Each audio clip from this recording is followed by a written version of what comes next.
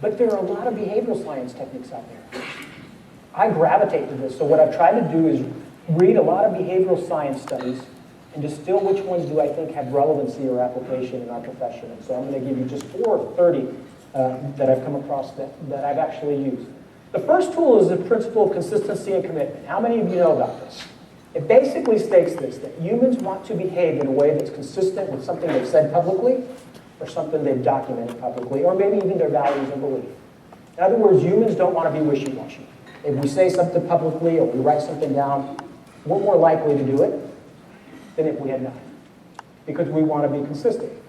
In our society today, being wishy-washy or a flip-flopper is a socially undesirable trait.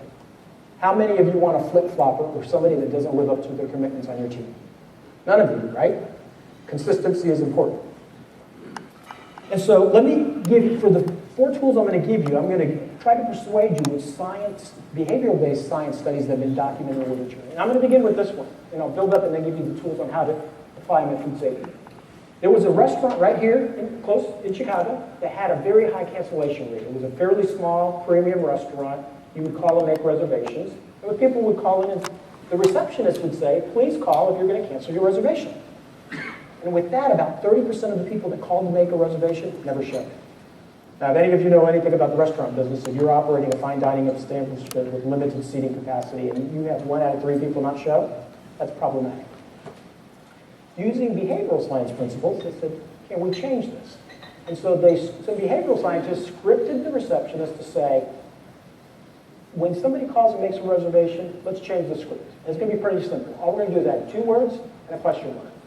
When they call in, we want you to say, will you please call if you're going to cancel your reservation, pause, question mark. What does that cause? The person on the other end to respond.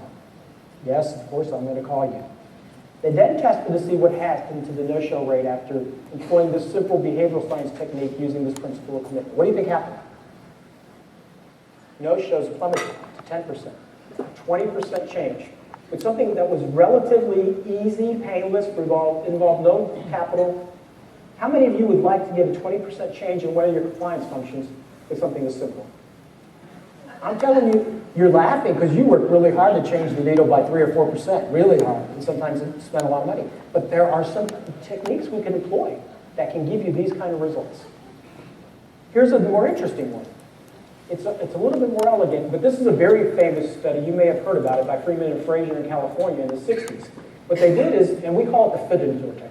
It's a playoff of the principle of commitment, basically getting a small commitment to get a greater, larger commitment later. What they did is they took a California neighborhood and divided it into 2 parts.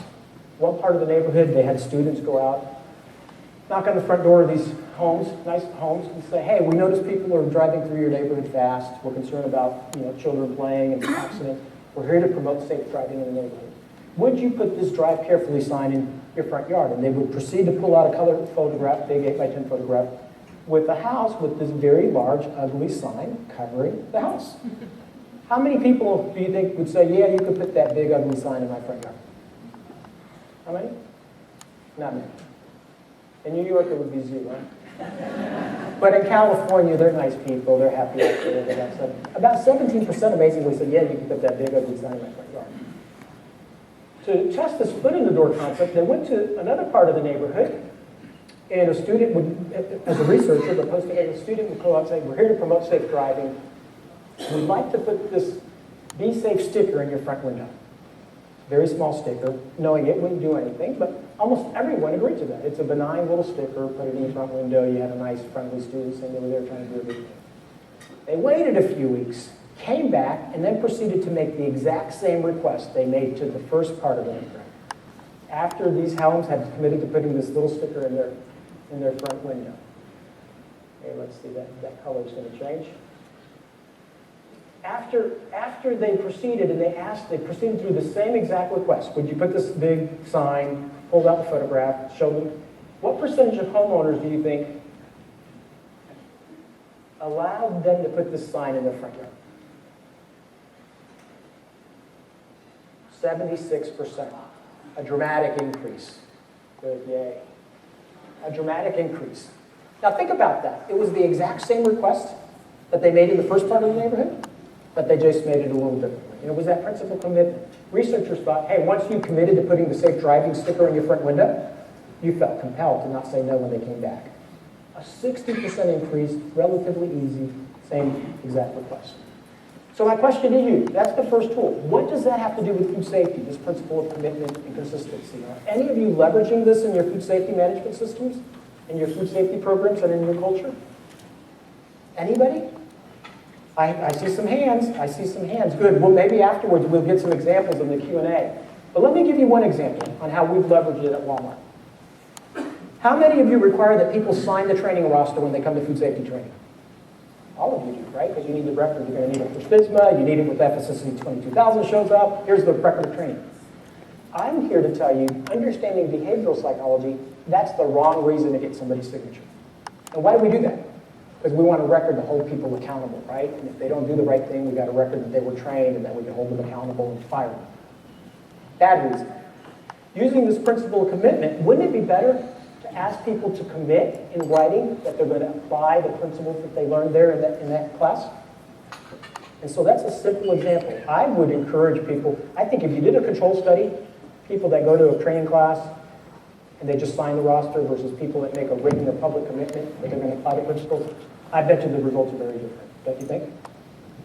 So one example on how you can use it. I was in Dubai a couple of weeks ago, and Dubai municipality said, hey, we're going to do this. When people come in to apply for a food permit, rather than just sign and pay the money to get a food permit, we're going to make them write a pledge that they're going to adhere with our food permit. Do you think that's going to make a difference? Absolutely, it's going to make a difference. Principle of commitment. Let me give you another tool. 3 more to go. How many have you've all heard the phrase, right? Birds of a feather stick together. You know what that means? Well, I would suggest that birds of a feather could influence food safety better. It's actually this principle. In the behavioral sciences, it's this principle that we call homophily, which means that people with similar characteristics tend to kind of hang out with each other, but more importantly, believe and influence each other. Very well documented in the literature. Here's a study done in New York in the early 60s. And what these researchers were able to do is sales, men at that time, mainly men, women, were selling life insurance policies, but they were able to track demographics and characteristics of salespeople and who purchased insurance policies. And when you were like the person you were trying to sell to or buy from, you tended to increase your sales. So a Greek salesperson would probably sell more insurance policies to Greeks than somebody of a different nationality. They even attributed to smoking. If the person you were selling to was smoking and the salesperson was smoking, they had higher rates of sales. So this principle of homophily, we tend to believe and hang out with people who are like us and let them influence us. More in recent times, it's been proven by Santola in this study, he wanted to see adoption of an online diet program, diet diary. And they divided groups into what they call homophilous groups and unstructured groups. And when you joined onto this online diary, you didn't know which group you were going into. But the homophilous group, they showed you some characteristics of the people that were in that group, their body mass index, their ages, where they were from, what they did. And when you were in a homophilous group, there was a seed person in each group that would adopt a certain behavior. When you were in the homophilous group, the rest of the people in that group were more likely to adopt the behaviors than in the unstructured group. Because we're influenced by people like us. And this principle of homophily has many applications in society. You know what it looks like? How many of you want your kids to hang out with a teenager that smokes? You don't. Why not? Because if they're hanging out with kids that smoke, what does that mean? They're more likely to smoke, right? We know that it's associated with behaviors around exercise. So the bottom right, it has applications in well-documented occupational roles. There are certain occupational roles that are more likely to influence others than if you had a role in an occupation that was a little bit different. So what does that have to do for food safety? Are you leveraging the principle homophily in your food safety programs? Let me give you an example on how this looks. At Walmart, we've been promoting this concept of the food safety high five, distilling down the most important food safety concepts into 5 simple elements that we communicate to our associates with symbols. Be clean, be healthy, keep it cold, keep it hot, don't cross-contaminate, wash, rinse, sanitize, cook it, and chill it. Now, we have a series of educational videos and reminder videos around these topics, and we've seen about an 8-fold increase in associate knowledge and the associated behaviors with this. Now, I could say, as the Vice President of Food Safety, I want to be the one delivering the message to the associates. But do you think frontline associates are going to listen to the talking head in the suit and tie? No, right?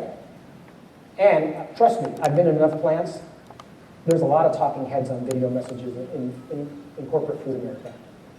So what we did is we did something a little differently. And Jarrell is an actual employee. He's a frontline employee in one of our stores. He's very charismatic. He won a contest, so we actually put him on commercials. And you might have seen him on TV as Mr. Rollback.